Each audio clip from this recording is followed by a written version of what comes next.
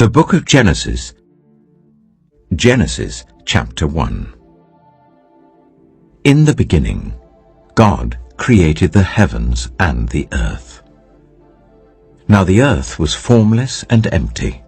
Darkness was over the surface of the deep, and the Spirit of God was hovering over the waters. And God said, "Let there be light." And there was light. God saw that the light was good, and he separated the light from the darkness. God called the light day, and the darkness he called night. And there was evening and there was morning, the first day. And God said, "Let there be a vault between the waters to separate water from water." So God made the vault and separated the water under the vault from the water above it. And it was so. God called the vault sky. And there was evening and there was morning, the second day. And God said, "Let the water under the sky be gathered to one place, and let dry ground appear." And it was so.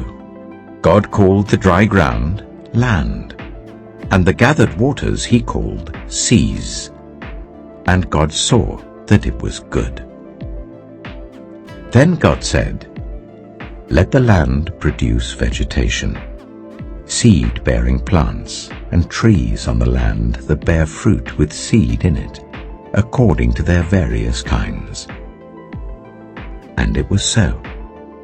The land produced vegetation, plants bearing seed according to their kinds, and trees bearing fruit with seed in it according to their kinds. And God saw that it was good. And there was evening and there was morning, the third day. And God said, "Let there be lights in the vault of the sky, to separate the day from the night, and let them serve as signs to mark sacred times and days and years. And let them be lights in the vault of the sky to give light on the earth." And it was so. God made two great lights, the greater light to govern the day, and the lesser light to govern the night. He also made the stars. God set them in the vault of the sky to give light on the earth, to govern the day and the night, and to separate light from darkness. And God saw that it was good. And there was evening, and there was morning, the fourth day. And God said, "Let the water teem with living creatures, and let birds fly above the earth, across the vault of the sky." So God created the great creatures of the sea, and every living thing with which the water teems and that moves about in it, according to their kinds, and every winged bird according to its kind. And God saw that it was good. God blessed them and said, "Be fruitful, and increase in number, and fill the water in the seas, and let the birds increase on the earth." And there was evening, and there was morning, the fifth day. And God said, "Let the land produce living creatures according to their kinds, the livestock, the creatures that move along the ground, and the wild animals, each according to its kind." And it was so.